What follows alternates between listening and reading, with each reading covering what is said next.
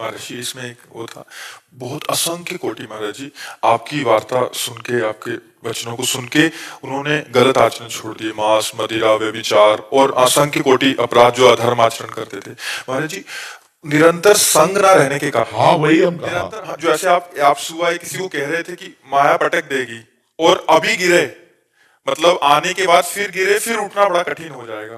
तो महाराज जी उस समय मतलब निरंतर क्या नाम जप और सत्संग का संग रहेगा तभी लंबे समय तक इसको खींच जाएंगे, और एक बार निकल गए तो फिर तो निकल ही जाएंगे मतलब। नहीं बहुत कठिन है।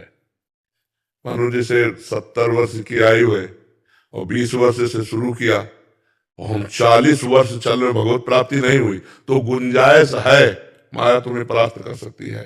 तो हर समय नाम जप, सत्संग और लक्ष्य, बराबर लक्ष्य बना रहना बहुत समय तक, यही तभी कहते हैं कोई लाखों में एक चलता है, चलने वाले हजारों में कोई एक ठीक से चलता है, और ठीक से चलने वालों में कोई एक बिरला पहुंचता है। बिरला पहुंचता नहीं, इतने मनोरंजन वाटिकाएं हैं कंचन कामिनी कीर्ति की कि उसी में जीव गिर जाता है। जैसे उसने कभी भावना की कि अगर हमें ये सुख मिलता तो जी भर के भोगते, और भजन कर रहा है तो पहले भगवान नहीं मिलेंगे, पहले उसके सामने वो सुख आएगा जो उसने चाहा है। ये पक्का है महाराज। पक्का 1000%। जो इच्छा करियो मन माही, प्रभु प्रसाद कछ दुर्लभ नहीं। जब रावण ने लात मारा था तो कहा नहीं था विभीषण जी ने, लेकिन सोचा था कि मैं जा रहा हूं राम जी की शरण में, तेरा नाश करवा के इसी सिंहासन पर बैठूंगा। तो भगवान ने जाते ही पहला काम किया था, समुद्र का जल मंगा करके लंकाधिपति कहा था आओ लंकेश।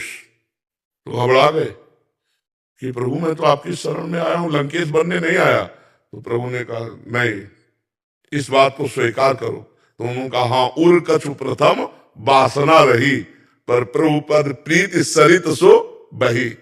प्रभु थी मन में बात, पर अब आपके चरणों को देखकर प्रेम सरिता में बह गया। मुझे लंकेश नहीं, आप अपने चरणों का नहीं, बोले लंकेश भी बनो, चरणों की दासत्व भी प्राप्त करो। तो हमें लगता है कि अगर हमारी वासना कोई है अंदर, फिर आगे भजन के बल से पहले वो वासना पूरी होगी।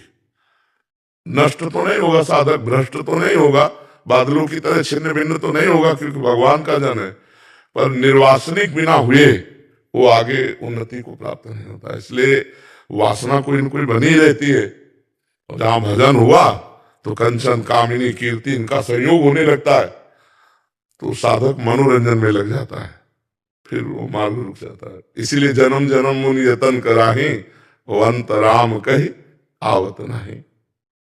तो प्रयास करते रहो, कभी चूक मत करना। ये महाराज जो आपने कहा यही स्थिति मेरे साथी से कैसे बचे? नाम जप खूब, और नाम जप बढ़ाओ, पावर बढ़ाओ, राधा राधा राधा राधा राधा राधा, और गलत संग ना करना।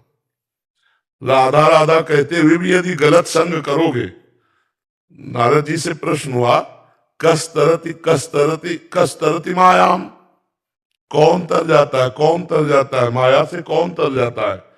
तो बोले यो महानुभाव सेवते, यो संगास त्यजति, यो ममतास त्यजति। जो महापुरुषों का संग करता है और कुसंग का त्याग करता है और किसी से ममता नहीं रखता, वो निकल जाएगा। यो महानुभाव सेवते, महापुरुषों का संग, उनके वचन। बाबा ने कहा कि ऐसे नहीं देखना, नहीं देखना। बाबा ने कहा ये चीज नहीं खाना, नहीं खाना, ऐसे नहीं बोलना, ऐसे नहीं देखना। रोज सत्संग सुनो, हर एक दिन नया नया आपको मिलेगा उपदेश, उसी से आपका जीवन पार हो जाएगा। पर पूरे जीवन अगर निष्कलंक निकल जाए तो परम पद मिल जाएगा, परम पद भगवान का, भगवान का सानिध्य।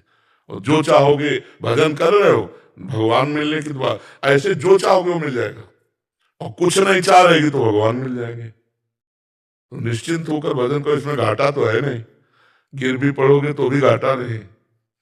100 बार राधा राधा कहा तो तुम्हारा बैंक लॉकर में जमा हो गया, अब तुमने पाप किया तो इसका तुम्हें दंड मिलेगा, लेकिन तुम्हारे पास 100 नाम जमा है।